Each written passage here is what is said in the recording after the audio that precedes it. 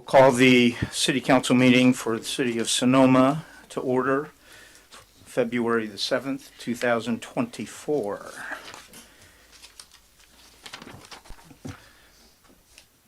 City Clerk, roll call, please.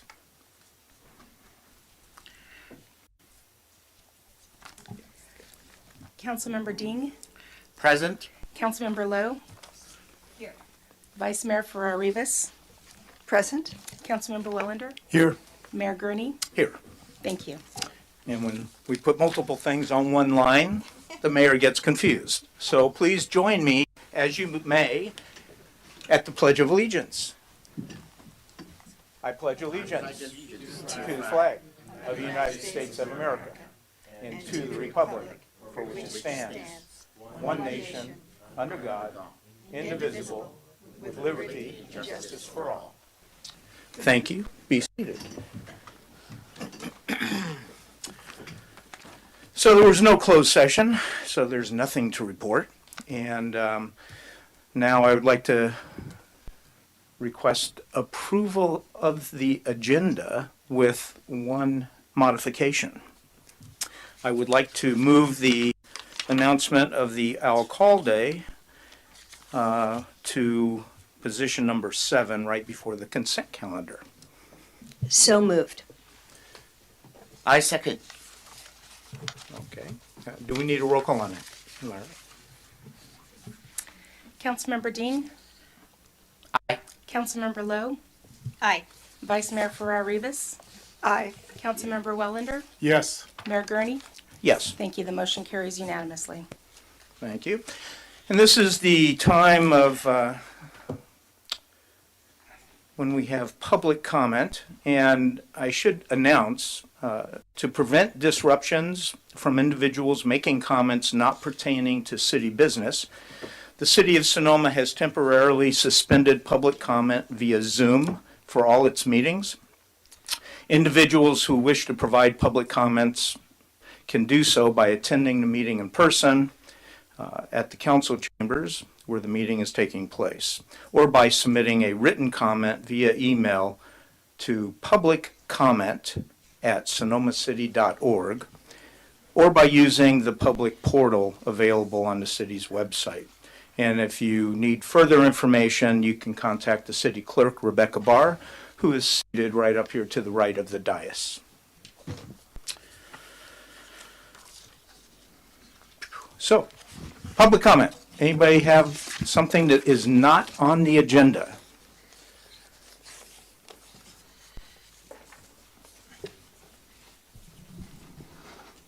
Good evening, Mayor Gurney, Vice Mayor Farrar-Rivas, and City Council members.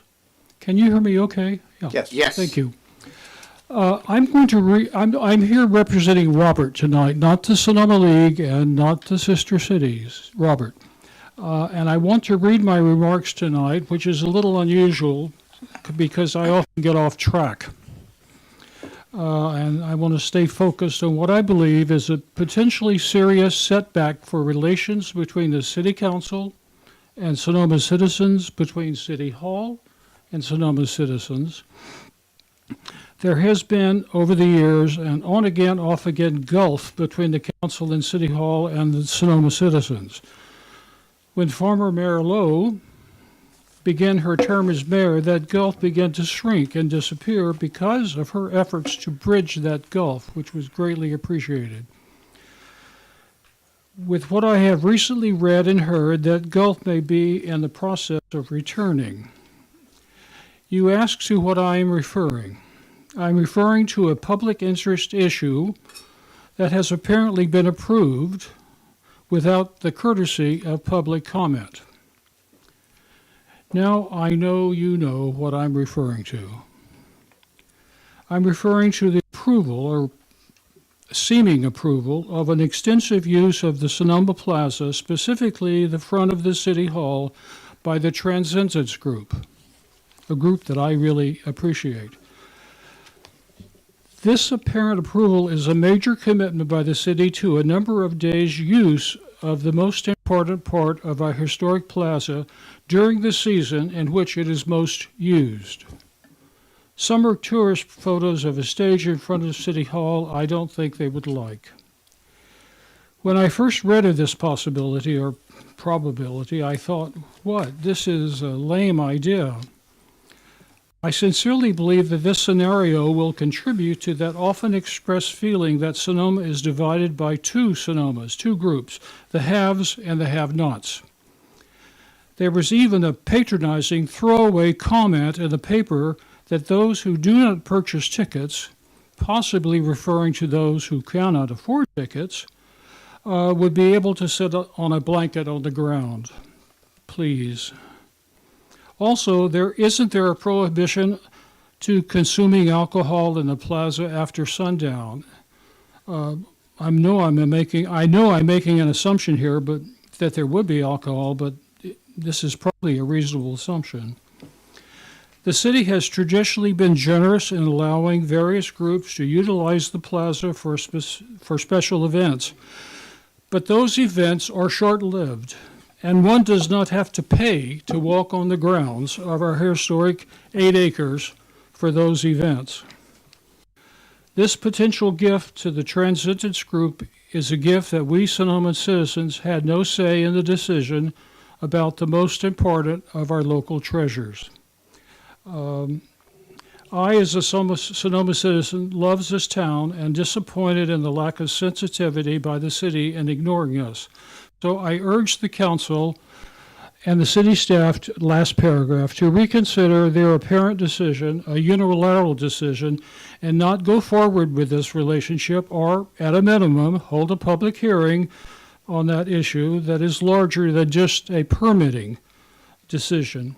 It never crossed my mind that our plaza would ever be for sale or for free to a group that is, although technically a nonprofit, seems rather commercial to me and has a limited focus that really does not include a large scope of our town's interest. Thanks for listening, and I hope I have not impaired any of my good relations with some of you, which I treasure. But I feel like I could not be true to myself without, and I'm not useful to you or the city without my speaking what I believe is in my heart. Thank you for listening. Thank you. Anybody else public comment?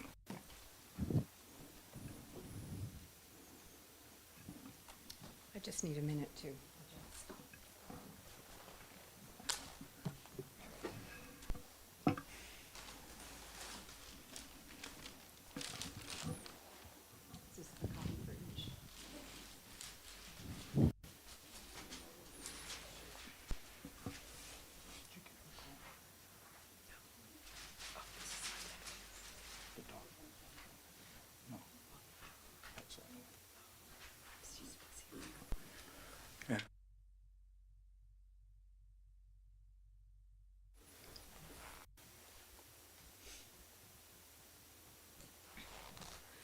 Okay, sorry about that. I've just driven from LA to get here, so it's been a long journey today.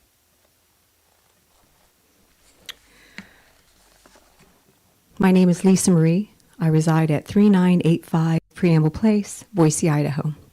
And I don't know if any of you remember when I stood in front of you a year ago about Angel that was missing.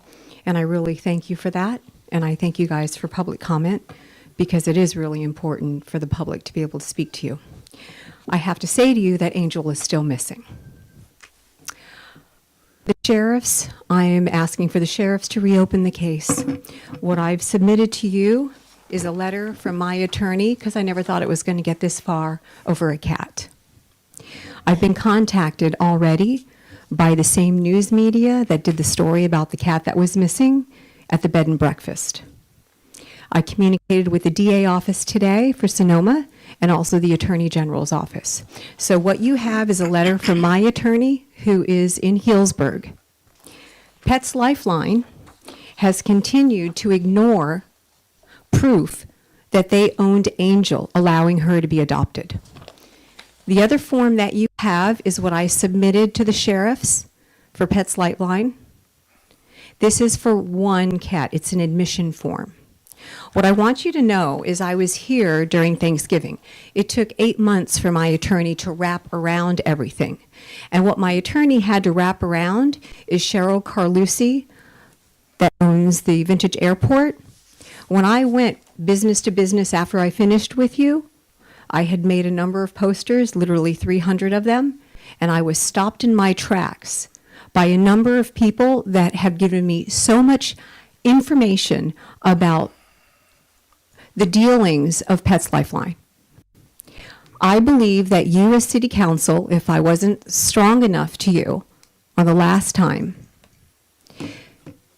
I'm going to state to you, you've got some very serious fraud that's taking place.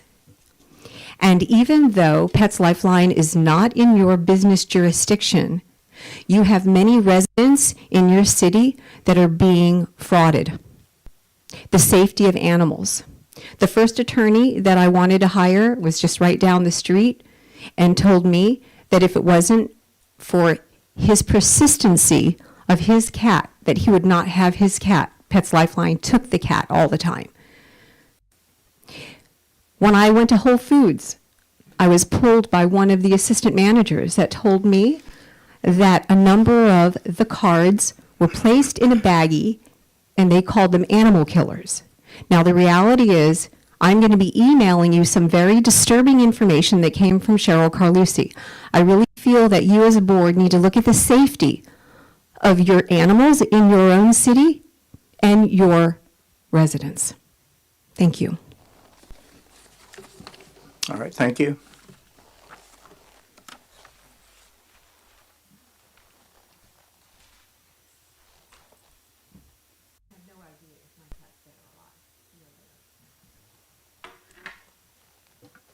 Any other public comment this evening?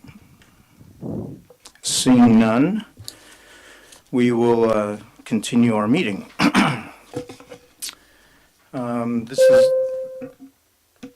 This is the time of the evening when we have city manager comments, and Ms. Gates is here as the temporary city manager today. Do you have any comment? Did you want to go start with the dedications or the council member? Oh my God, comments? did I screw up again? Oh, yes, I would. Thank you very much. Are there any meeting dedications? No meeting dedications. Council member reports. There we go. Now we're talking. All right. Ms. Lowe. Thank you, Mr. Mayor.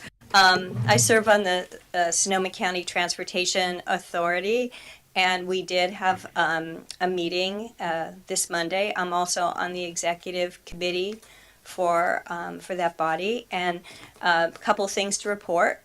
First of all, we elected new officers, and so the chair is Supervisor Linda Hopkins, and the vice chair is Councilmember Melanie Bagby, and from Cloverdale. So, congratulations to them. We're in good hands. We also got a report of all of the projects that are listed for the county.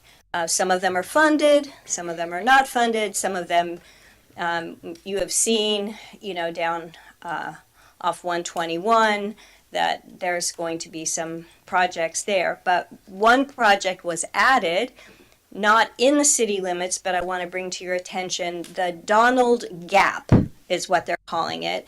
And some of you, if you've ever walked Highway 12 as you across the street from McDonald's going up the highway, you'll notice there's a portion that there's no sidewalk around where Donald meets the creek there. And that particular area is now on the list of projects to secure that and make a sidewalk. I've walked it many times because I get my car fixed up at Larbre's, and so I gotta walk from my house to go get my car, and that portion is dangerous. You have to actually literally walk into this street, and there's no sidewalk there, and on the other side is a creek. Anyway, that is not funded at the moment, but I am going to continue to advocate for the completion of the walking path, because that also leads to the bike path, Maxwell Park, and also the corner where we've had several tragic accidents right nearby. So looking over there at the corner, Mike, just I think that will improve safety in the area, and I was glad to see that on there. I have the list. I'll send it over. Forgot to bring it to the city manager's office if anybody wants to see what those projects are and so forth. Okay, that's it. Thanks. Thank you. Mr. Dean? I have so many items needed to report to you and everyone. And this year, I was appointed by Cal City's API caucus as the commissioner to the Cal City's Revenue and Taxation Committee. So the January 18th, that was my first time to attend the visit the meeting. Per Nancy Bennett, the manager in the North Bay, and she told me we don't have the representative for Sonoma County. So basically, I can represent both and Sonoma County and also an API in the caucus under the Cal Cities. In this way, give us more chance to work closely with the state level legislation, the policy committee. This is number one. Number two, that is the January 19th, on behalf of Senator Lowe, I attended the mayors and city council members, the legislative committee in the meeting in Santa Rosa. And we got a lot of the updated information and also made a decision for the different meetings during the year of the 2024. And the next one, that is January 24 to 26. 5 of us attended the mayors and council members academy in Monterey. And number 4, and that is January 29. I was attending Sonoma Valley Groundwater Sustainability Agency and a monthly meeting, and we approved the fees structure improvements, and also we didn't fully approve the service and the contract, administration service contract, and that one because we find out and dramatically increase for the amendment in the version. So our commission made a decision, set up a subcommittee, and to make an investigation, see why we needed to increase so much contract fees. Because for my understanding, yes, they should have a lot of the work because we got a grant, $3.1 million last year. We need to put to them more attention, more than effort to carry out a lot of the requirements. But anyway, this is a subcommittee. I'm the one of the member, and the 3 of us will do some of the research and the investigation, and then hopefully we can get it approved soon. Good thing is for this year's and the budget, we didn't change. We unanimously. Oh, not unanimously. One member didn't approve. That is 5-6. We got approved for this year's budget. Number 5, that is the February 1st. I was invited by Logan Harvey, our former mayor and city council. Right now, his current position is a general manager for rheology center and Sonoma and the Marine and the County Center, because I missed an opportunity for the grand opening, and he very nicely invited me because I'm the representative for zero waste for Sonoma and the county.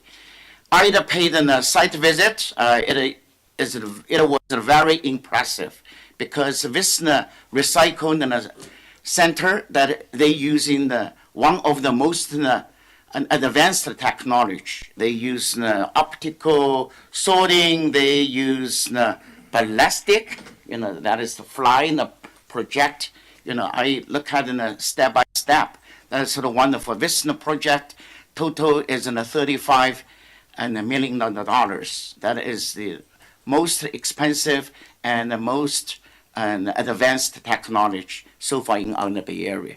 So, I just send my personal congratulations because Logan Harvey still is the popular guy in our community, and right now he got a promotion in charge such an important and the organization in North Bay. That is the very cherished. The next one is the February the 3rd. February the 3rd, I then attend an SOS Unity in the Kitchen grand opening, and on the Highway number 12. Right now they moved to the new place. Continue with providing the service, and right now they focus on feeding the hungry people in the valley.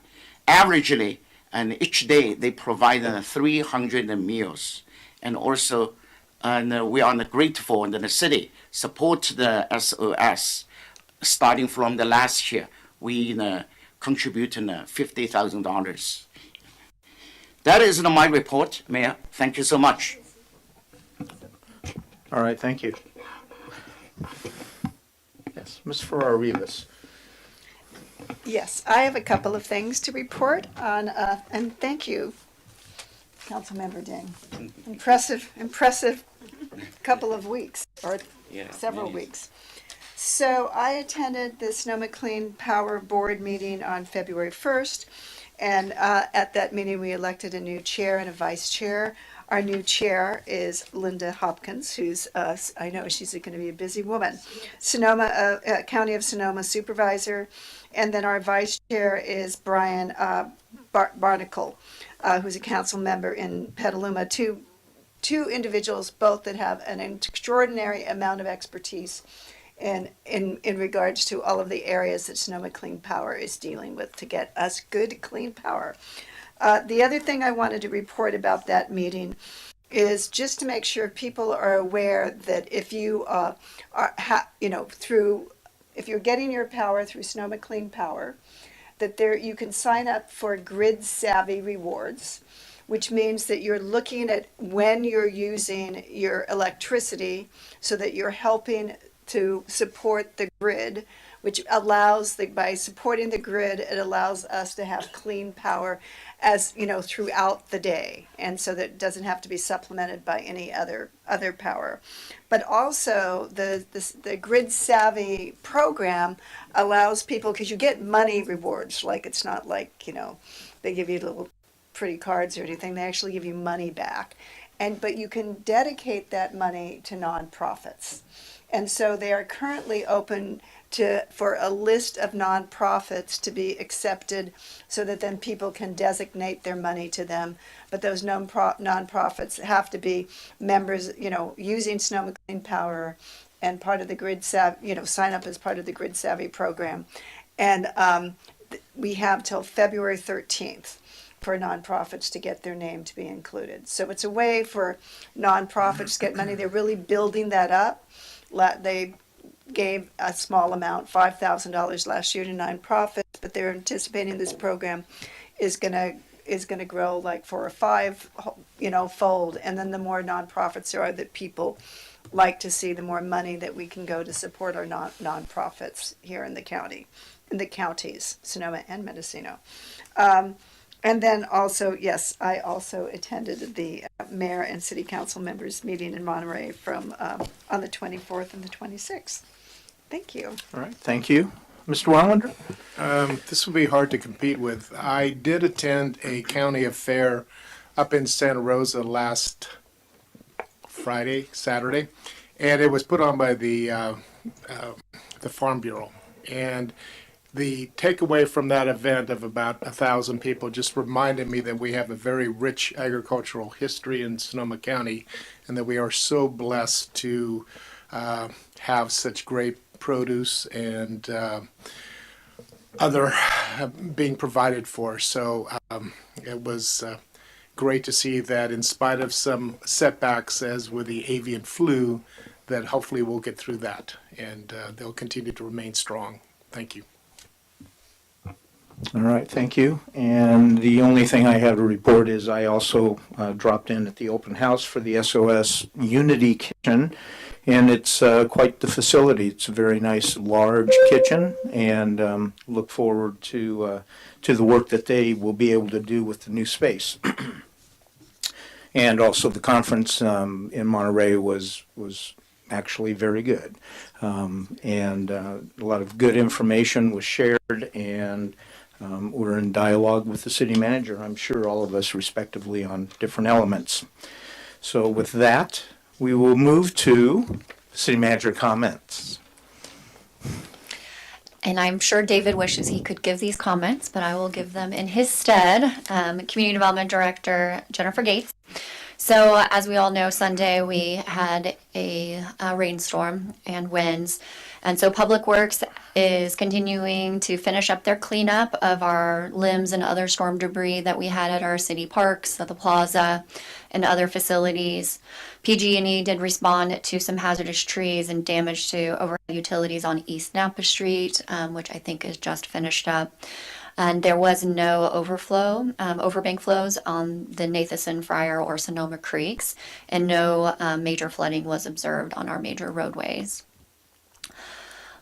Sonoma Water is currently completing an upgrade project just upstream of our Sonoma tanks, which has temporarily interrupted Sonoma water deliveries.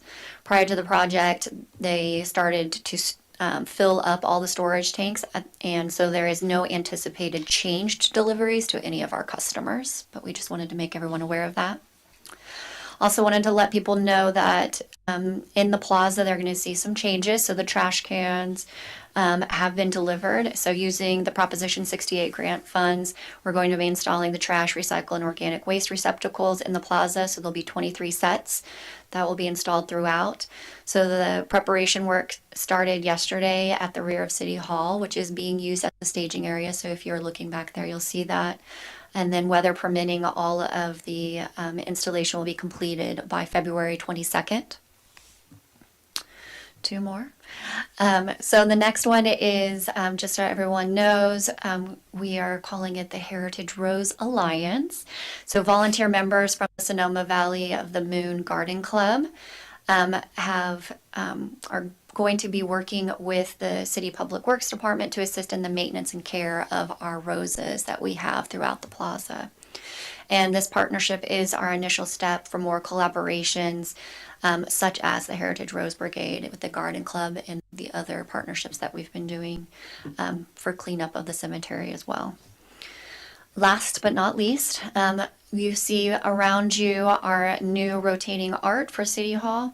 So this, or City Council chambers. This exhibition showcases a collection of artworks created by residents of the Sweetwater Spectrum, which is an organization that was founded in 2013 with the mission to provide adults with autism or similar intellectual development disabilities with innovative, community-based, and long-term housing. And it offers these individuals choice and challenges to reach their highest potential. So I welcome everybody to look around for that. And that concludes City Manager comments. Thank you. Let's move to the city attorney. Yes, thank you, Mr. Mayor, members of the council. I did have a couple quick updates. I did want to let you know that our firm, on behalf of the league, did file an amicus brief in the lawsuit challenging the California Business Roundtable tax measure. It's my understanding that there's still some more amicus briefs that we are expecting, including potentially one from former Governor Jerry Brown. The replies to the amicus briefs, I think, are due February 14th. And at that point, I believe the matter will be fully briefed, and so that the Supreme Court will be able to have arguments related to it. Another item, I have been working with the Cannabis Regulation Committee with the League of California Cities. We just finished our update to the Seed for Sale publication that the League puts out.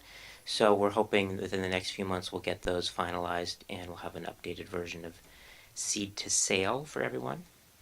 And also a couple weeks ago I did attend the Legal Advocacy Committee for Cal Cities as well,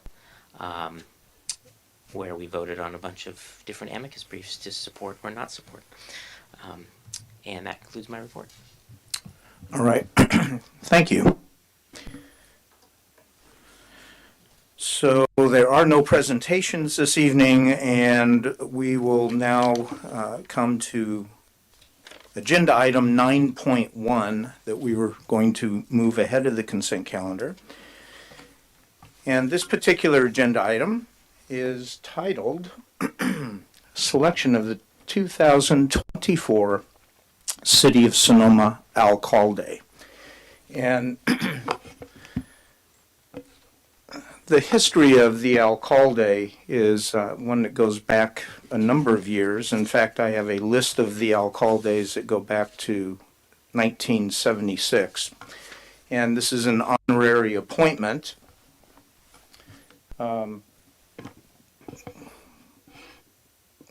The annually elected alcalde was not only the chief local law practitioner, but judge, justice of the peace, if no one else filled that function. Today we don't do that.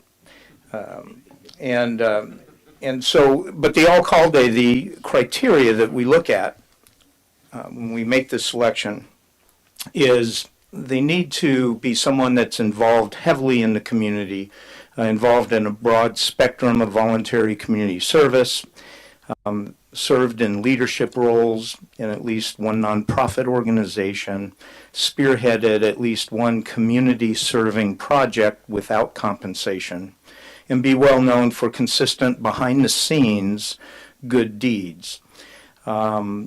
This individual should not be seeking public accolades or recognition for the work done, and adheres to a high standard of moral and ethical values.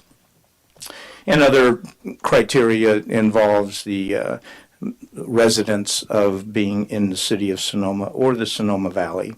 And nominees may be either an individual or a couple. And this evening, we last year started a tradition, I will call it, of actually reaching out to the nominee in advance of the announcement so that they could be here to hear the announcement. It used to be they would be called after the council meeting or during the council meeting and advised of what took place at the meeting. And so as I look out into the room, I see a number of recent alcaldes and current alcaldes. And so this is really a tradition that has become very meaningful to the community. And it's so meaningful that we give the alcalde a number of responsibilities. They get to ride in one of the lead positions of the 4th of July parade. They get an invitation and introduction at the city party. And there's an invitation and introduction at the Vintage Festival's Blessing of the Grapes with other alcaldes. They also get an invitation to participate in the Vintage Festival Parade, an invitation and introduction at the Memorial Day ceremony, and other events as invited by the mayor and or city staff. So this evening, I would like to present the nomination of an alcalde, Mr. Wayne Shockey.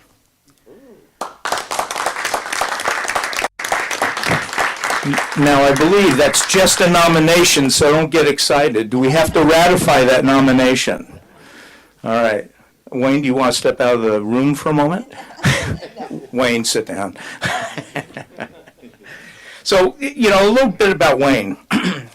I've had the honor to know and work with Wayne for many years, and it's just kind of coincidence, really. But he is a very under-the-radar kind of guy. He is a veteran with the Air Force, and he has just been so committed to community. He is a Rotarian, and that's where I kind of first got exposed to Wayne, I think. And he's been involved in projects to improve neighborhoods. He's been involved in the rec center up in Diamond A. He's always a doer, and he's worked on the Overlook Trail He's worked on Rotary projects at Jack London Park, even the SDC orchards, collecting the existing fruit for the food program. I could go on, actually, so I will. He's a steadfast supporter of many efforts, and he does this by jumping in and participating. I've watched him lug boxes of books at the library repeatedly for the book sales. He makes Sonoma a better place for all of us. But he's been involved with many of the local nonprofits. He's worked with the Boys and Girls Club, La Luz, the Boosters at the high school, Vintage House, and he just represents and exemplifies the kind of dedication and commitment to community that we would like to see with everybody. One of the things that I didn't know about was he was part of the Hispanic task force at Boys and Girls Club, and he actually taught classes, English classes. Is that correct, Wayne? Nod, please. Okay, yeah, that's my understanding. So for all these reasons and many more, as recently as last Saturday, he was out weed whacking at Adele Harrison Middle School. And again, you can find him just about any time the community needs some help. And so with that and that justification, I would like to formally nominate him and look for ratification with a roll call vote. Do you need a second? Is there a second? I'll second that. Councilmember Dean, Aye. Councilmember Lowe, Aye. Vice Mayor Farrar-Rivas, Aye. Councilmember Wellander, Absolutely. Mayor Gurney. Yes. Thank you. Motion carries unanimously. All right. With that,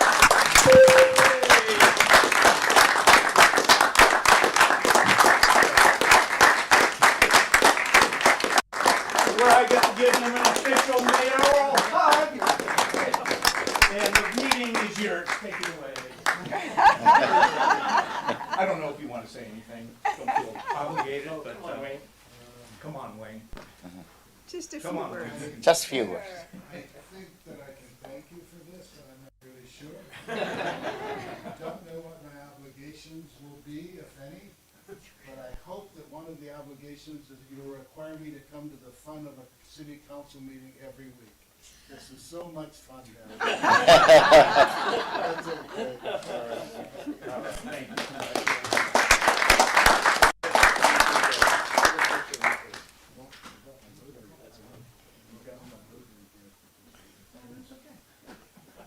Wore my Rotary gear. Yeah, good job.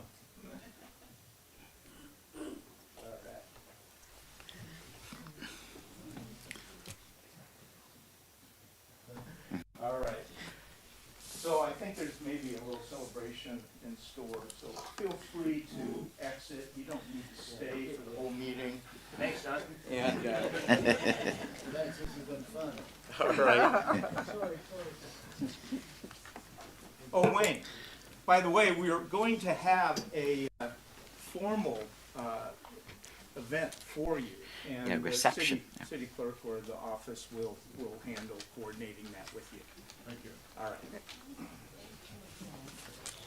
Go Air Force.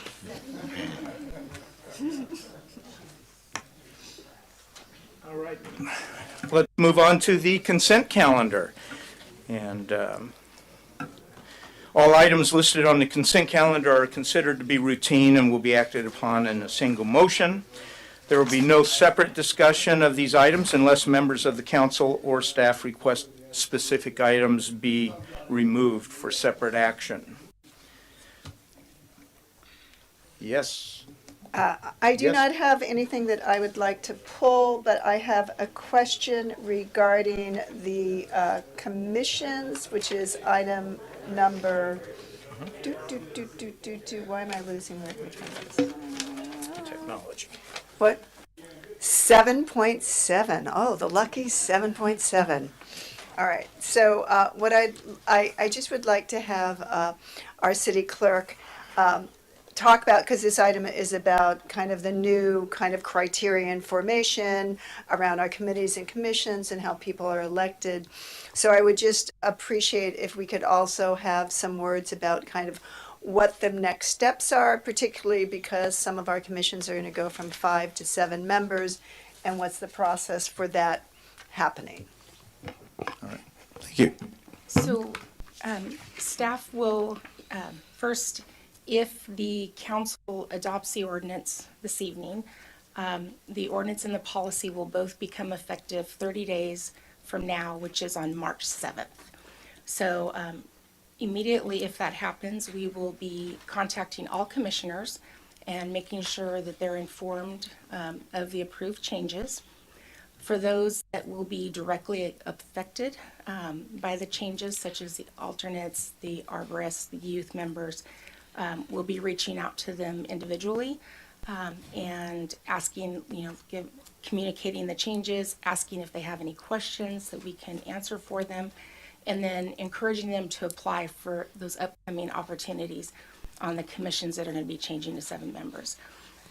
Will be in anticipation of the ordinance and policy being effective. We're going to be working with Sarah Tracy, PIO, to do outreach through all of the available media channels, communicating the changes that have been enacted and announcing a call for applications.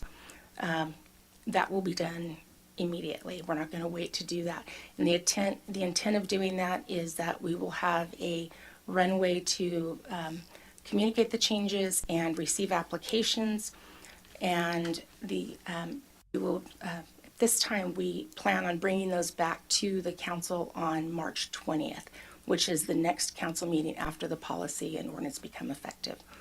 And at that time, if the council makes those appointments, then we'll be making all of the updates across the city's website, the civic web portal. All of those updates will be made at that time. And then we'll be working with the city attorney to schedule training for all of the commissions.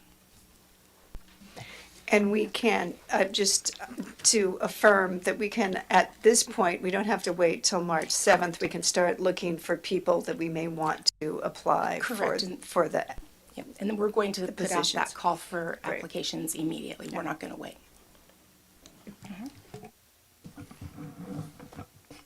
Any other items of discussion on consent? Is there a motion to approve consent? I want to move to approve. I'll second.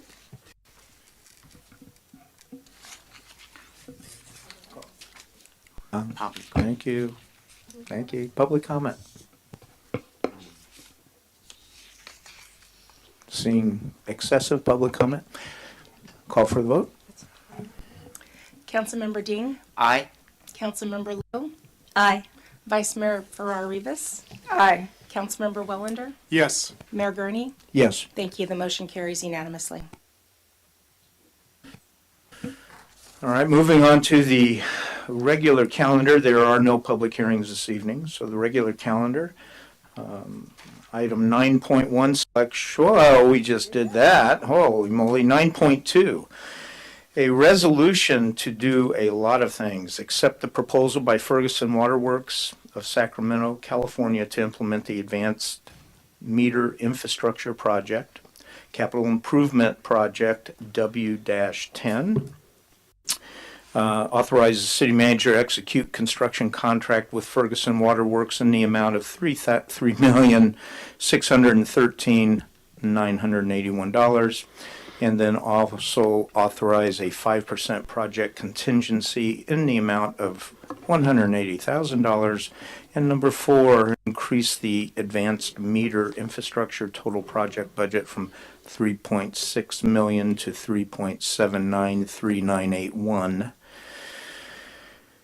And number 5, appropriate $3.793981 million for the advanced meter infrastructure project, capital improvement project W-10 in the current fiscal year of 2023-2024 budget. Capital improvement program budget, with 3.493981 to be provided by the Water Enterprise Fund and $300,000 from grant funding. Our interim Public Works Project Manager, or not, Mike Berger, our Director of Public Works, is at the podium, and I think I can let him take it away at this point. Go ahead, Mike.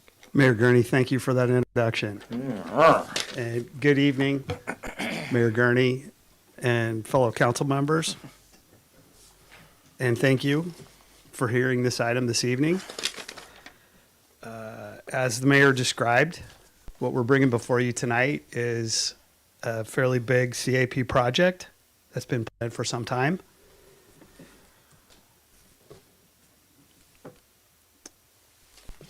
Just referencing our first PowerPoint slide, the city currently utilizes mechanical water meters, and water usage information for each meter is obtained via a drive-by automatic meter reading.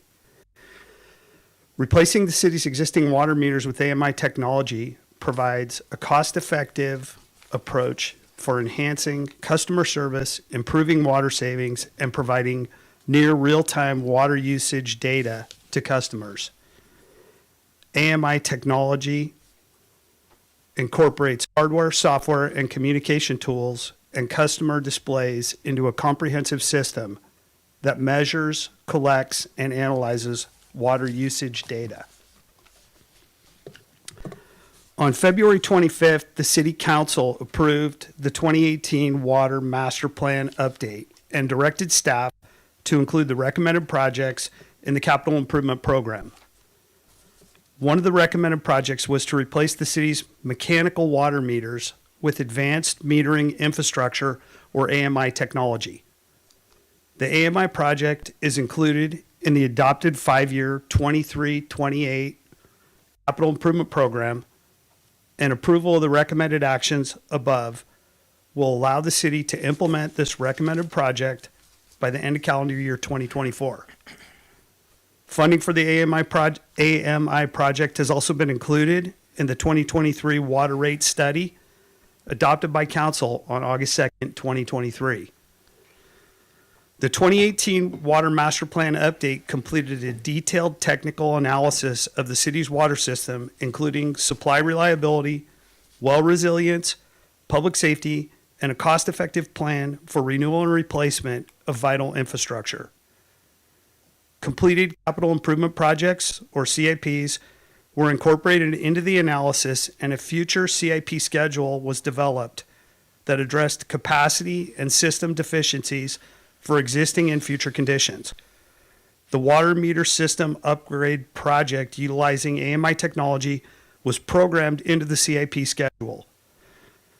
Factors that were considered for developing this project included a summary of the city's existing water metering and meter reading infrastructure and an evaluation of the advantages of upgrading to AMI. A roadmap for evaluating AMI solutions, given their technical complexity. An estimation of the capital and operating expenses, as well as the financial benefits associated with upgrading the city's metering infrastructure to AMI, and a cost-benefit comparison of the current infrastructure with AMI and estimations of the payback period for upgrading to AMI. And also a roadmap for identifying other expenses or pitfalls associated with upgrading the city's metering infrastructure to AMI. In anticipation of the project kickoff in March of 2023, Public Works commissioned a high-level review of the AMI project and an evaluation of current technologies, including a cost-benefit analysis. Similar to the results in the 2018 Water Master Plan, the 2023 evaluation concluded that the implementation of an AMI system is financially viable with the system benefits greater than costs in less than 15 years.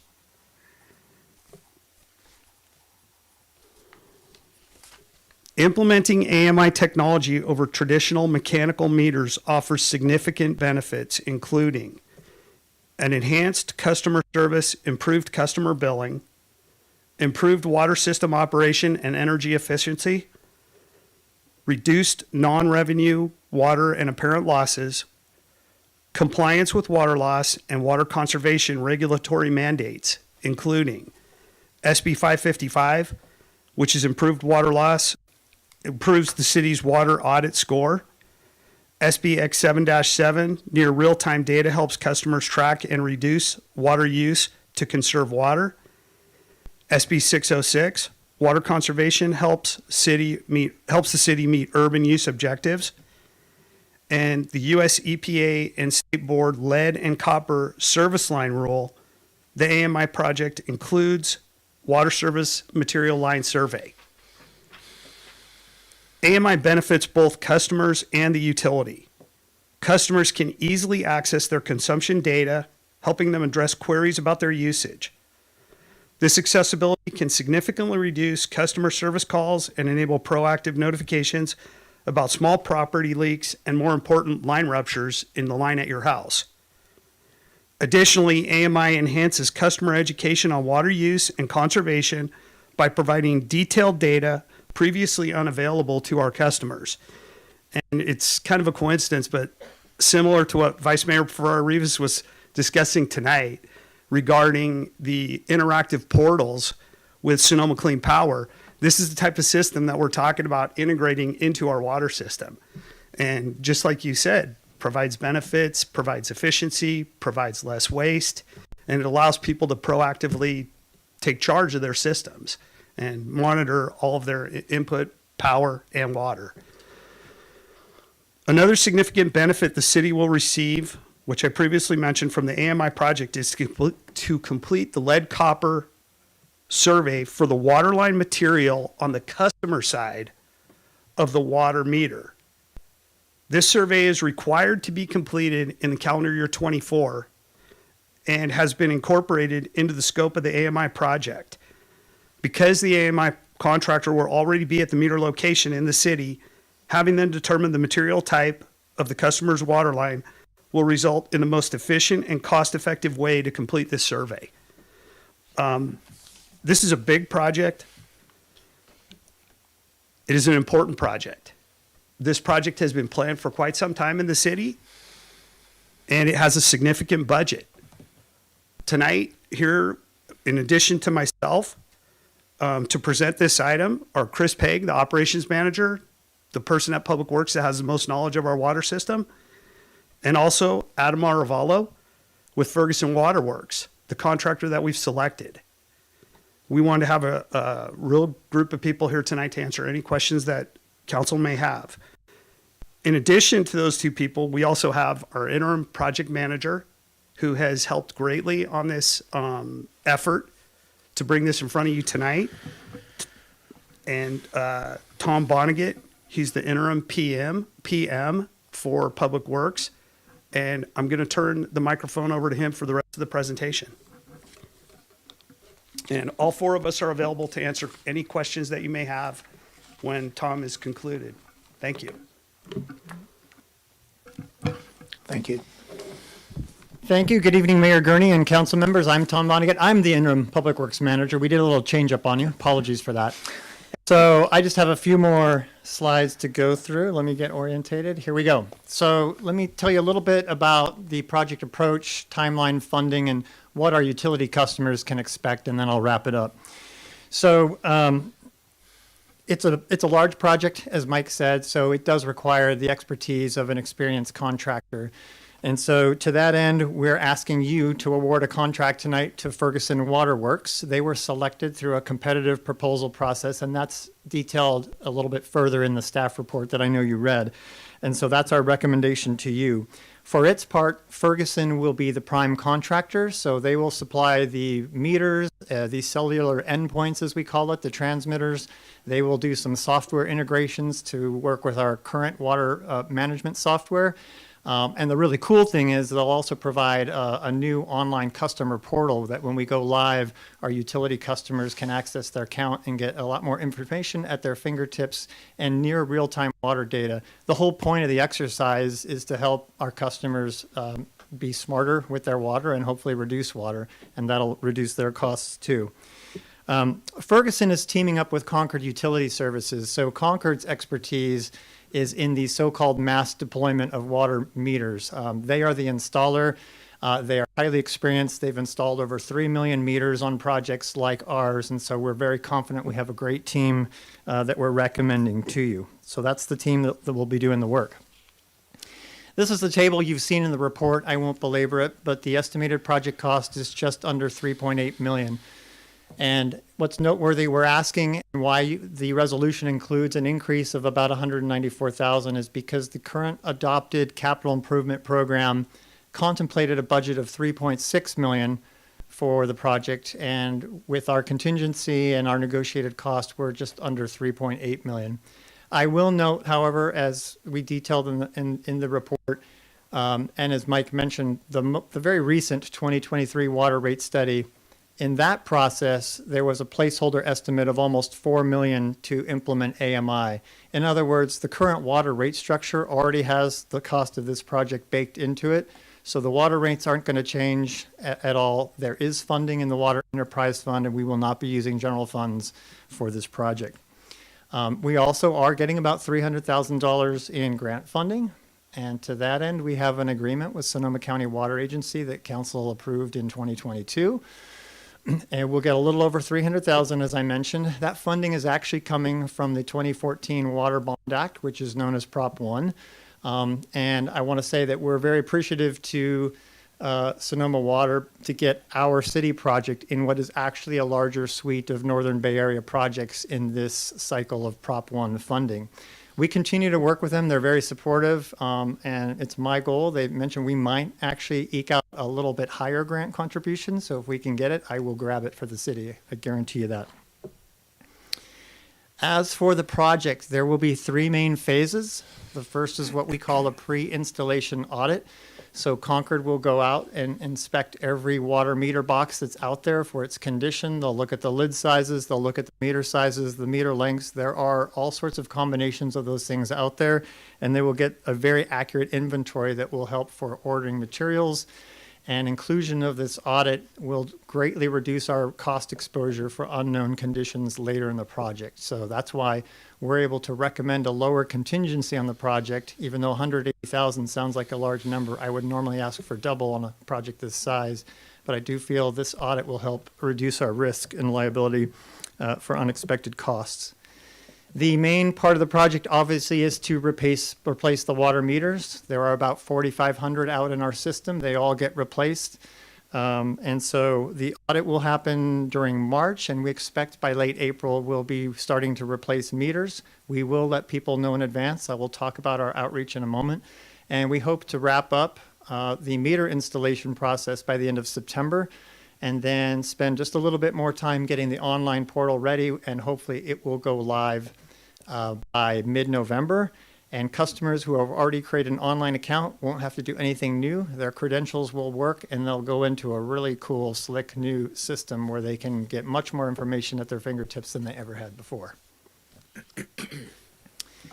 In terms of impacts to our customers, we expect and hope that they find it's minimal. It basically will require a very short-term disruption in their water service. Residential customers typically can expect no more than 30 minutes of having their water shut off during normal business hours, Monday through Friday. Commercial customers, those meters are a little bit larger, could be up to an hour, but we don't expect it to be over an hour. Again, I'll mention the advance notice in a moment. We will work with special customers where there might be unusual circumstances that just have really critical water needs, and we'll make sure that we work and suit their needs to minimize the disruption from this project. Our customers don't have to take any action. They don't have to be home when we do the meters. They don't have to be at their business. But we are asking, and we'll put the information on the website, that maybe now's the time when the weather gives us a break, go check the location of the meter box. Because we've been doing automated meter reading, we haven't had to pull the lids on the meter boxes for quite some time. So landscape vegetation may have overgrown and might be blocking those meter boxes. And so we ask people just to check it out. And if that is the case, perhaps help us out and trim that back so we have easy access to those boxes. In terms of outreach, should you approve the contract tonight, as soon as tomorrow, we'll have new information on the website. It'll be a new project entry in the active construction project section of the city website. This is the link, but people can easily search that on the website. In only 2 clicks and you'll get to the project information. It also includes a frequently asked questions that we've developed based on questions that have arisen on other installations for cities and water districts throughout the state. So, you know, we have a good handle on what typically people might want to know about for this project. About 3 to 4 weeks before the meter installations, we'll send either a postcard and or letter mailer to our customers to let them know it's coming, and then we'll provide door hanger notices to give them even more granular notice. And then after the meter is replaced, a door hanger will be placed to confirm that, in fact, a customer's meter was replaced, and it'll have a contact number should they have any issues at all, which we're not expecting, but at least they'll know who to contact. These are just samples from other jobs. Ours will probably look a little bit different, but we just mocked them up really quick. And then I think that's it. Actually, I wanted to make one important note before I get to the recommendation, which the mayor read. You know, in this age of security and privacy and awareness, our contractor Concord will be using marked vehicles. They will have the company logo prominently on the truck. All their employees will have uniforms that'll have proper ID. There is no reason under this project that our staff, our contractors, anyone has to go into a customer's home or into a customer's business. They will never ask for private information. No one will come to the door asking for money. So if that happens, we advise you call the police, because we're not going to be inside. We'll be out where the meter box is, which is typically in the sidewalk behind it near the roadway. We do know there are some special, unusual locations for meters. Our staff is very aware, and so city staff will reach out to those customers. We have a relationship with them, and we will coordinate that on a case-by-case basis. With that, we are very excited to implement this project and ask that you approve the resolution that makes the 5 recommendations to get this project going. With that, we're all here, as Mike said, to answer any questions you have. Thank you. All right, thank you. Good report. Council, are there any questions? Councilmember? Thank you for the report. Can you tell me what sort of nearby cities currently are operating with this type of system in the area? Valley of the Moon Water District. Okay. Yeah, and I can. Okay. Thank you. People will want to know that, so they don't think that why are we trying something? No one else has this. Yeah, there's a long list, and Adam might be able to tell a lot more extensively. helpful. His company's in the business of selling the meters. Yeah, Gotcha. but Valley of the Moon had a good experience with this. I spent time talking to Matt Fulner, and they're pleased with their project. Okay, great. And you mentioned a little bit about sort of the interface with the customer. Does this extend to the payment of the bills? Will that be changed in any way? Adam, step up, please. Thank you.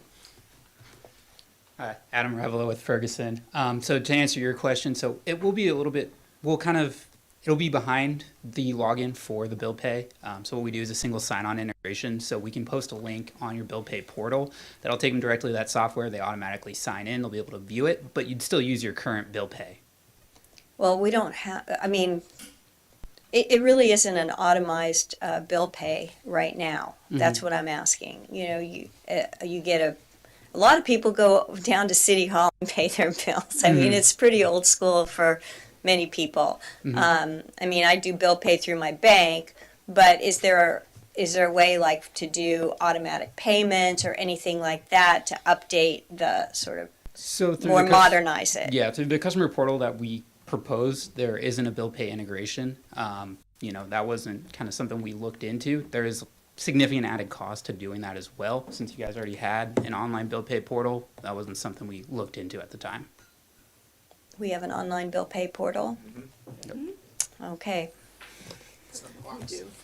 The box in front. Thank you so much. That sounds about right. Okay. I'll have to investigate further.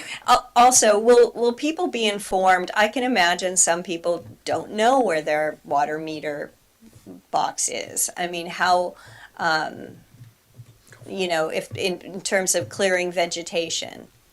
I mean, Right. Well, we'll send out information as we get closer. This was just my, early plug. They don't have to know, and if Okay. they don't do anything, that's okay. It's just if they were inclined to look and they did know and give it a check, but if they don't know or they can't or don't want to, that's fine. We're going to deal with it one way or the other, but it's just another little value added if people can do that. So we won't go and show them because at that point we'll already be out there and we might as well do it. But if they knew and they could just take the time, in most cases it's not going to be an issue. okay. Thank you so much. That's my questions. And I have a question. How many in the total meters this time you want to replace? About 4,500. 4,500. Yeah. Okay. 4,500. 4,500. That is including the residential and Commercial. commercial. Okay. Yeah. So looks like each one $800 or something. About, yeah. yes. About, right? Yep.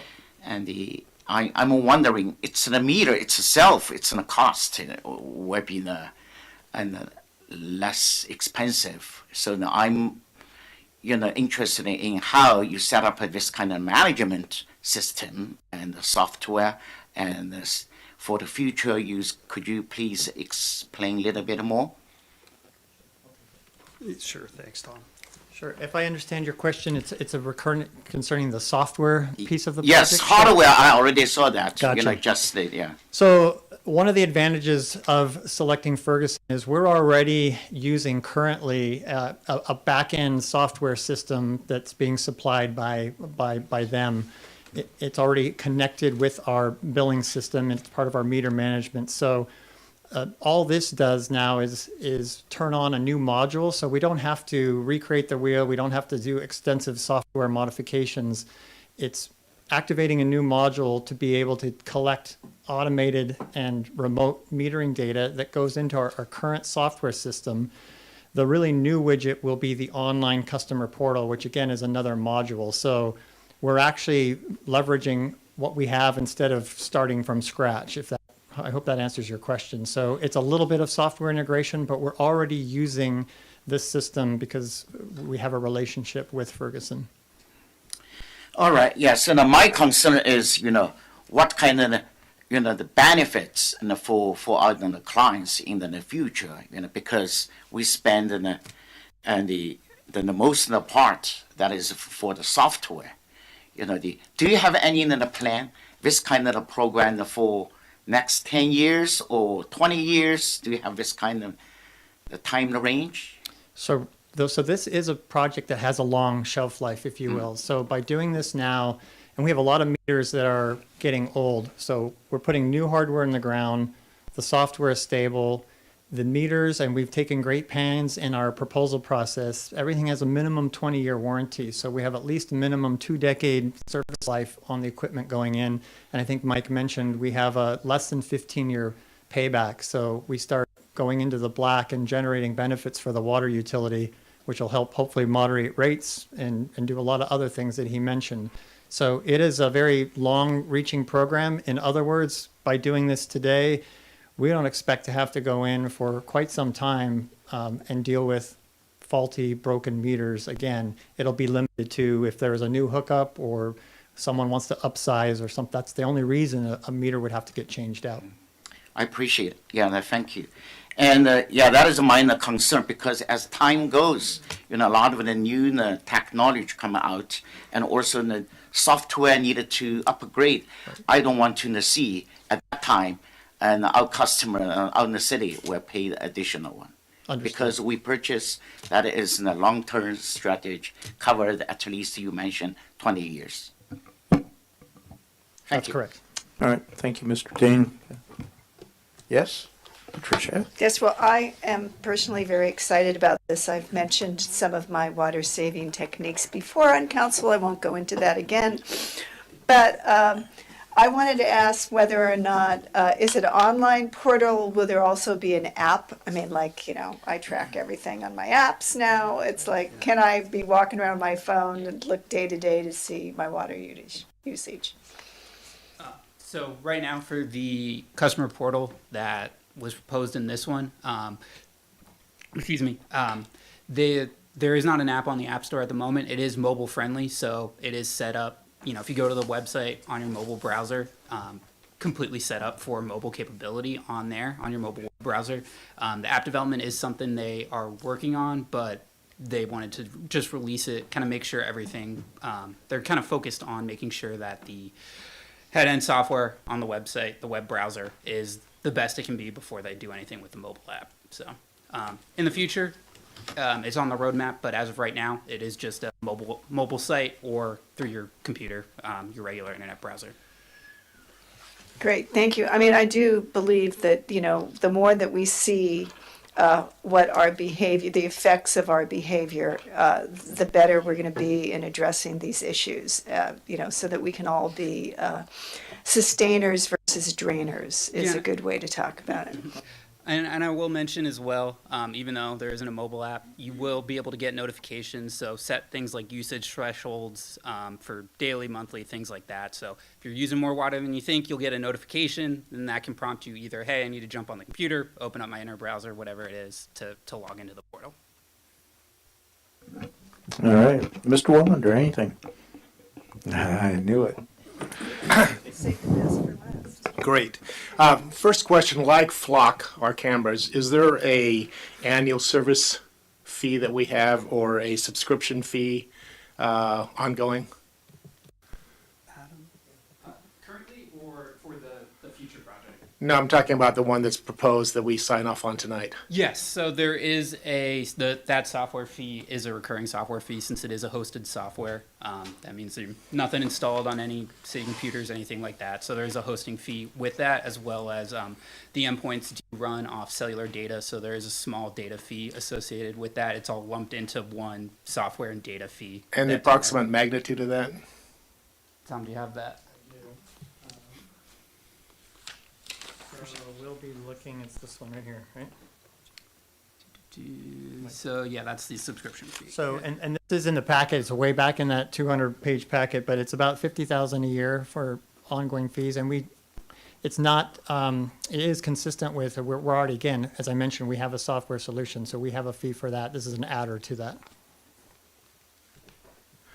I'm sorry, you lost me. So we currently, with the technology, we have a relationship with Ferguson now for the last 15 years, and we're paying a fee for them currently. And so when we switch over to this technology, we're going to be paying at the additional $50,000? There's an additional $50,000, correct. Okay. And has that been budgeted for? It will just come in the water operating fund as an operating expense. Okay, super.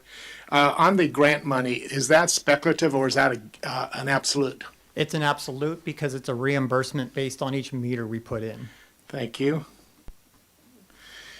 One of the suggestions is that it's going to be saving some staff time. I would love to get a sense. I realize now that we did advance from the fellow or woman getting out of the truck with a hook, lifting the lid and taking a manual reading to a drive-by.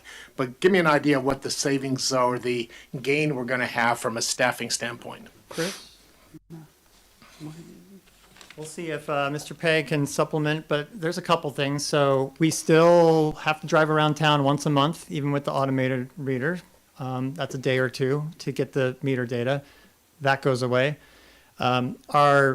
Our accounting folks in the utility billing, about 50% of their call volume is just questions about the water bill, which we're hoping now people will have access and they can, see it for themselves and they don't have to take the time. So it takes some burden off of staff here on just dealing with phone calls about what's my water use, what's going on here, because that will now be available at their fingertips.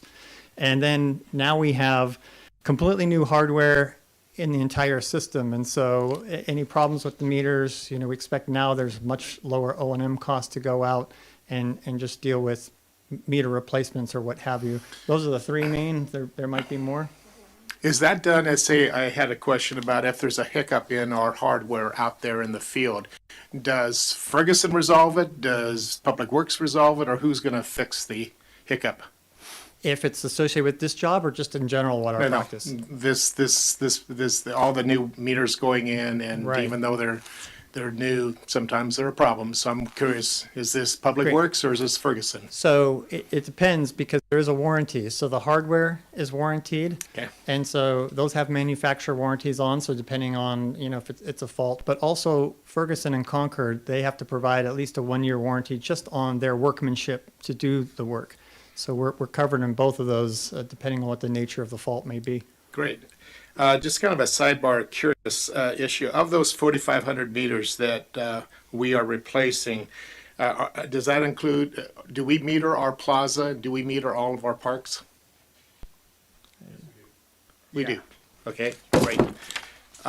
The copper lead thing, if I've understood correctly, you're going to pop the lid, you're going to see the meter, you replace the meter, you know what's coming in from the street on the service side, so it's basically the distribution. It's just a visual assessment of what is exposed in the box, correct? That's basically it. And especially it's on what's on the customer side, Right. city side, to determine what type of material to complete and honor that deadline for figuring out what the service line material is made of. And the only unknown is that it could change beyond the back curve or beyond outside the meter box. Well, when it goes into the customer's property and it's beyond the meter, we won't see it, but it's unlikely that it changes. So we see it come onto the customer side of the meter, and that's what we're really looking for. Okay. There was your comment about the pre-evaluation as far as existing conditions, and it also said, giving us some comfort why you are proposing a 5% contingency and not larger, is that you were talking about reviewing the existing city's utility billing system and staff knowledge of water system. Have we done well? Are we pretty good? And that's why you're feeling comfortable going 5%? Yes, we do. Obviously, we have really great staff here, both on the operations and in the accounting. We have a pretty good inventory. We know what's out there, but we also have an old system. There are surprises, and in something like this, it's a little bit time critical, and lead time on meters and meter bodies and parts that needed can be kind of lengthy. I don't want to hold up the job. We have a grant deadline, and so I don't want surprises near the end. So spending a little bit to do and spending a little bit time on that pre-installation survey will really just confirm, because we'll have eyes on the ground. We'll have someone spend the time to go to each of the 4,500 locations. Great.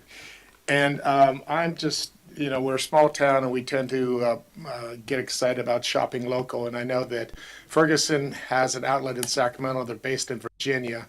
The Concord people are out of Marietta, California. Does that suggest that in terms of the solicitation of the 6 RFPs, that there was nobody that you felt comfortable with that could do this scope of work in a timely fashion closer?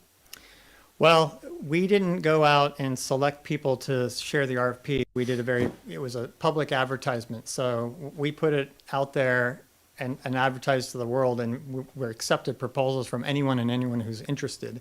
And I think I mentioned in the report, we received 6. So that's just telling us the market of whoever is available and can do this. That's what we got. And through that process, we're recommending the team that's before you.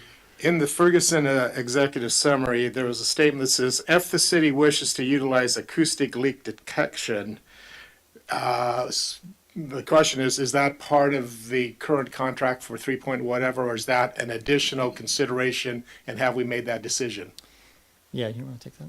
Yeah, we have made that decision. We are not opting for the acoustic leak detection portion of the contract. We have an additional acoustic leak detection contractor that we solicit annually every other year to try to find leaks in our system. We just completed it this last year.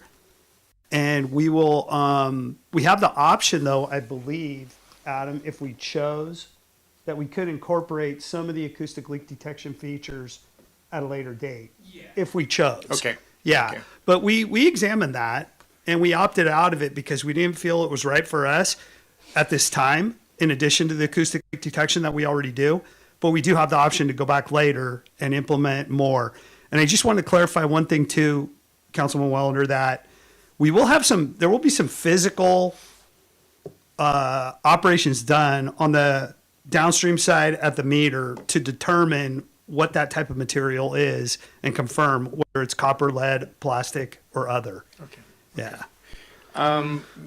If I understood correctly, the life cycle is approximately 20 years in terms of warranty. Yes. And then in terms of payback, I'm smiling with a 15-year payback. Does that suggest that we'll be just simply reinfusing that payback money back into our water enterprise fund that we can redirect to other issues? And one of the things that we're looking at too there is savings realized, because we don't have as many leaks, because these meters are brand new. Our fleet of meters is at a minimum 50% of those meters are 10 years or more old. And so it's a really good time to make this change. The planning for this was done properly. We're at the right point in our in the life cycle to jump in and get this done. And it's gonna be a big benefit. It's gonna result in many losses. These meters are existing meters, like I said at the beginning. They have mechanical, physical moving parts, and those deteriorate over time. And what happens is it ends up in more water going through than is indicated. It could be a little, it could be more. These new meters don't have moving parts. And that's one of the benefits of this system, that this is it's good technology. It's been proven. Tom and Adam talked about how many meters Ferguson has installed already. This is a great company that we've got doing this, and it's a tested technology. Great. And much to the pleasure of my fellow council people, I'm sure I have just one last question. I'm just curious, under the contract, it is headed as a minor public works, and I guess it's just perspective. 3.7 sounds pretty chunky. Concur. So I just was wondering why we're using a minor contract versus a major. Understood. Well, the minor public works contract is adequate for covering jobs that aren't too complex, that involve a non-special provision CIP type contract. And I couldn't try to contemplate how this project would have been put together as a bid project with a set of special provisions and pushed out in a bid process. The way that we did it was we held an RFP, as was discussed tonight, and I had a conversation with both the city manager and legal about the benefits or risks of using the contract that we're using. I'm happy. We all agreed that this is a good route to take. And one of the reasons, though, I want to clarify is that this is basically going to 4,500 different places in town and doing the same thing. Yeah, and that's why this contract is right for this job, and we can make this a successful project by utilizing it. Great, and thank you for a good presentation. And even though I did not read all 400 pages, I did do quite a bit of reading. Thank you. Well, and I brought the whole team tonight. I want to make sure this is a big job. We're taking this seriously, and we're here to deliver a product. Yeah, it's evident. Thank you.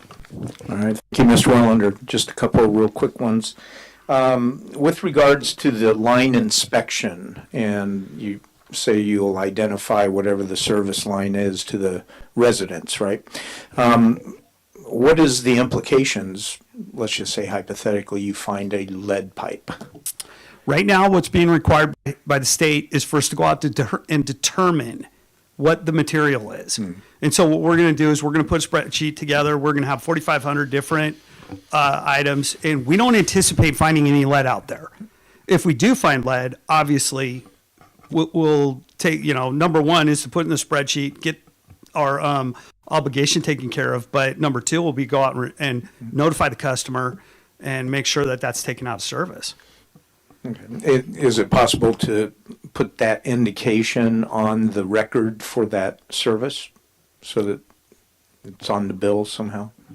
Well, I mean, I would do something more direct than that. Mm-hmm. Yeah, I wouldn't wait till billing cycle. We would go out and contact the homeowner right away. Okay. All right. And then the expectation is that the homeowner will go to the expense to replace their service line. That is correct. Okay.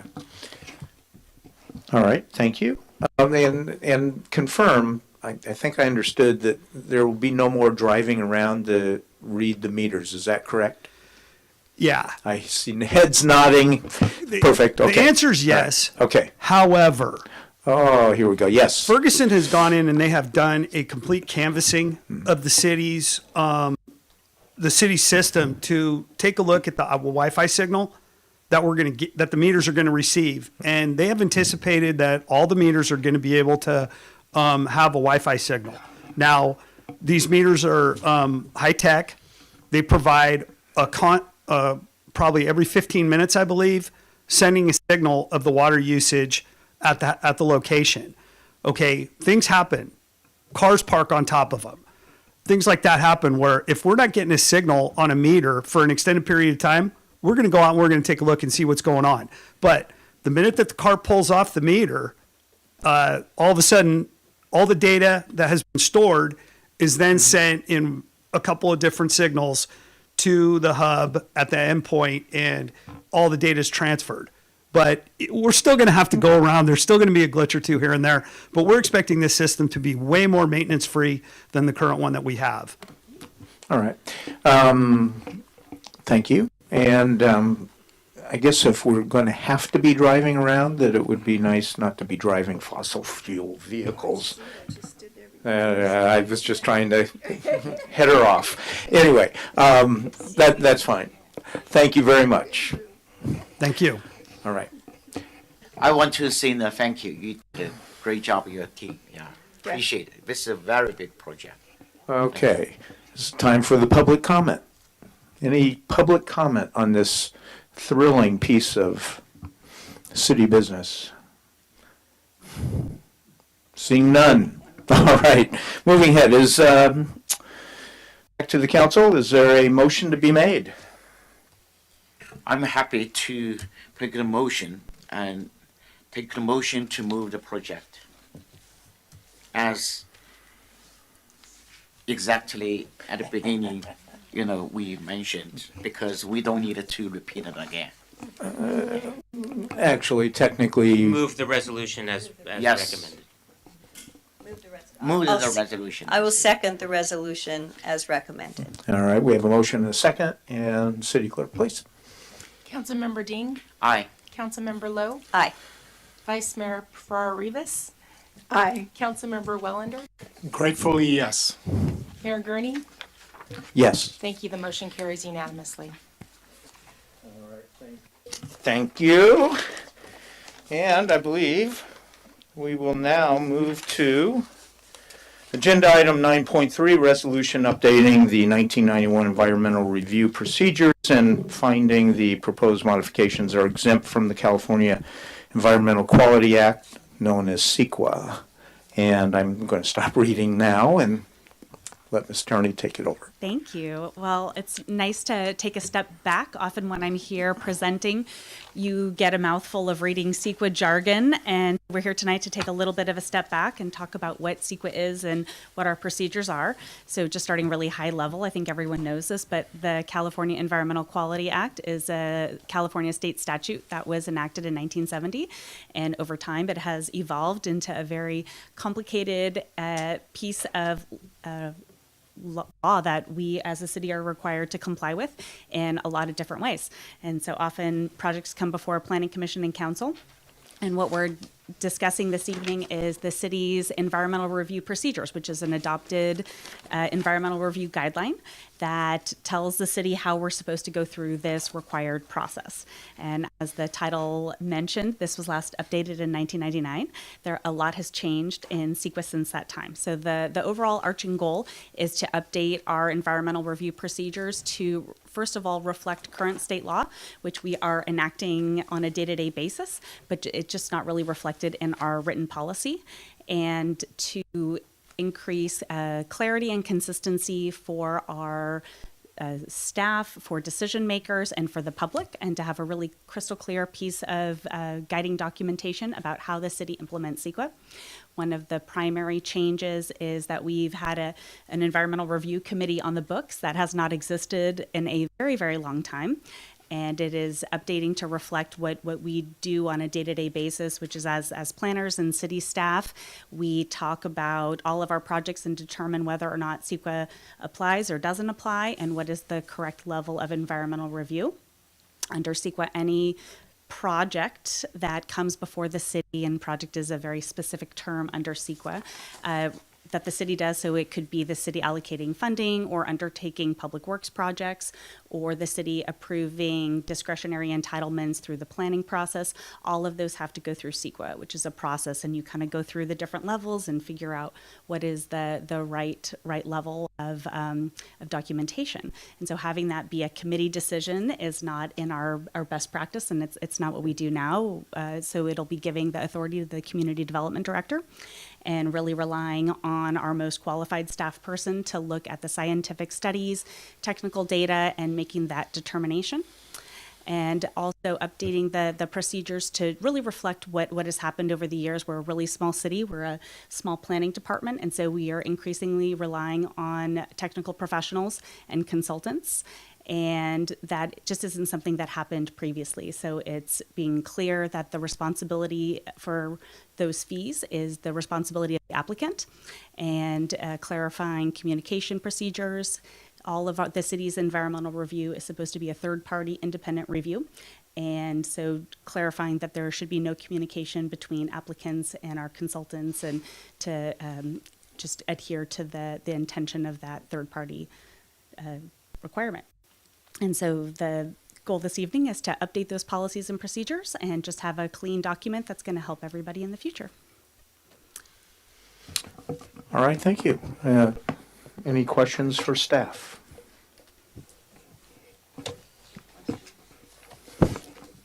Councilmember Lowe. Just a quick question. So the resolution that we're currently operating under is from 1991. Is that correct? Correct. So we haven't updated this for Correct. over 30 years. We really weren't operating. We haven't been operating. Correct. We've been for sake of following this. state law. Right. And we're trying to update the policy documentation to reflect that. Okay. Seems like it's timely. Yes. Thank you. Yeah. Councilmember? Yeah, I have just a quick question, understanding that we didn't really utilize an environmental review committee. And now, when I read all of this, I go, oh, this is a very complex process. And now I know that that is the responsibility of the community development director to really look and say, what level of CEQA, what is the process going forward? What kind of quality control do we have in regards to, oversight over the work that, and I'm not saying anything in regards to our director's capabilities, but in any instance when people are making these type of decisions where it's financial or especially around regulation, is there any kind of quality control so that we don't later down the road there was a box that wasn't checked, or those type of things happening? I'll take a stab, and then if you guys want to clarify that, so implementing CEQA is just a part of our day-to-day responsibilities as a planner. That's how we're trained to implement it. I worked in doing CEQA for 15 years. So that's, part of my training as an individual. We undergo ongoing training. When we do independent third-party review, we do similar to the water project. We send out requests for proposals. We get qualified consultants. We sit down and have groups and we evaluate the qualifications. We select the most qualified consultant. The city is in charge of reviewing and managing. So all of the drafts we review, and there's some back and forth with the different technical specialties. One of the nice things about our city is we really do have experts in a lot of different things. In public works, we have experts in water resources and stormwater, and Jennifer's an expert in historic resources. And so we pull in all the people who need to have feedback. We work very closely with the city attorney's office anytime there's a CEQA decision that's made. So we kind of have our own internal committee. It's just done by technical professionals and not elected or appointed officials. Thank you very much. Mr. Wellander? Yes. Couple things. Is this going to be folded then into our development code? No. It's an independent. This is a standalone, independent document that should be amended more than every 30 years to Okay. reflect our current practices and procedures. And so, and just to highlight, one of the concerns that the Planning Commission raised was questions about changes in public involvement. Nothing is going to be changing. That's all dictated by state law. Okay. I am still recovering from the overreach by Sacramento of forcing us to take away all subjectivity and making everything objective. I was just noticing on page 14, the word reasonable sounded pretty subjective. So it had to do with reasonable fee, and I'm just wondering if that's going to come back and bite us. And I'll let that our city attorney respond to that. I don't have the page number in front of me. Well, if it's related to fees, they must be reasonable. That's the In whose requirement. mind?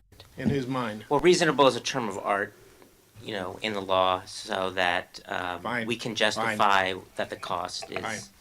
And then roughly proportionate. To my last question, and it has to do with projects that preceded or happened before you, the current staff is. But one of the comments that came from a recently approved large project that went on for years and years and years and years, the comment was that the EIR proved not to be responsive, or proved not to be, I think the word was good, whatever that meant.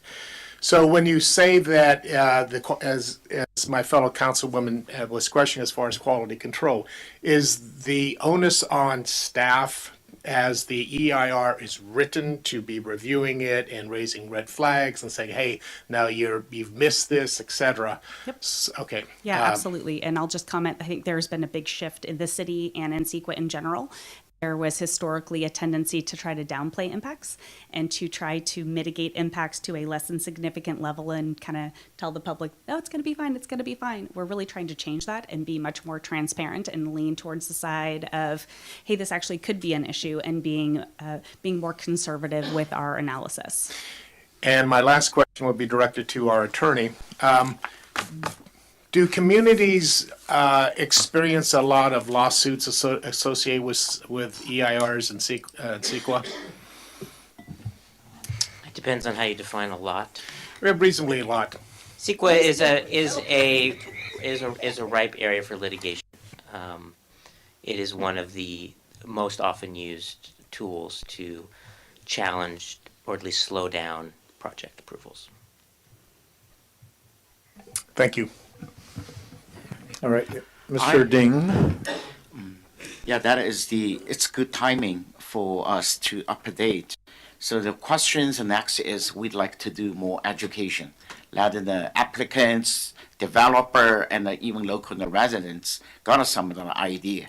And, always, if you are knowledgeable and then can easily move forward project, I hope you can have some website or some kind of flyers or special, maybe the seminar is too luxury, but should be the material, should be the ready, let people know. And also the city and the running and at very updated pace.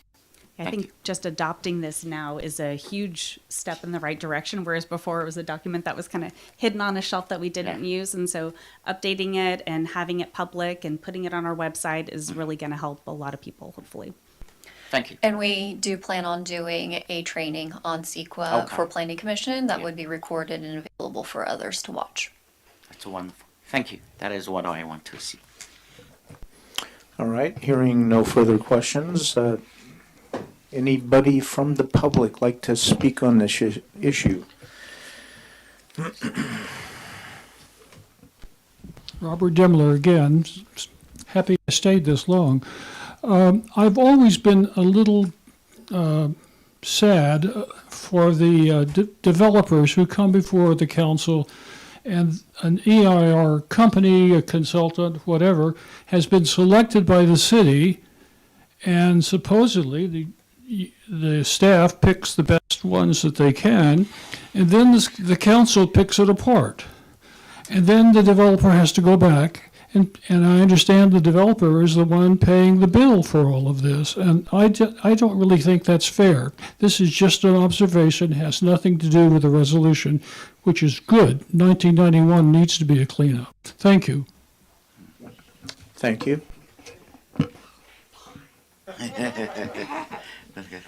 Hello, everybody. I'm Cynthia Marks, and I've just come back to Sonoma from Vallejo. Oh, my. And it's so, timing is everything. I'm also a Citizen Air Ambassador for the city of Vallejo, and we're talking about CEQA. We have had huge issues. When you mention a lawsuit, we've had huge issues in Vallejo fighting a cement plant. CEQA, the paperwork was inaccurate. It took us residents, I get emotional, years fighting it, and we won. We won. So public input is going to be really, really important when you're going through this. I don't know if you've heard of Purple Air. Are you familiar at all with Purple Air monitoring? Do you have Purple Air monitoring? You do have it. Thank you. Because we're building that. We started with Vallejo, the first public, input of that. So when you're doing your CEQA, you're going to include the air monitoring part of it. Brilliant. Thank you.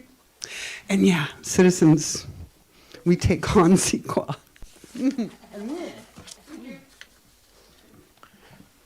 All right, thank you. All right. Hearing no further questions from the public, is there a motion to be had? I'll be happy to make a motion to adopt the resolution as written. Is there a second? I'll second. Call for the vote. Councilmember Ding. Aye. Councilmember Lowe. Aye. Vice Mayor Farrar-Rivas. Aye. Councilmember Wellander. Yes. Mayor Gurney. Yes. Thank you. The motion carries unanimously. All right. We're at that point in the meeting where I can say, meeting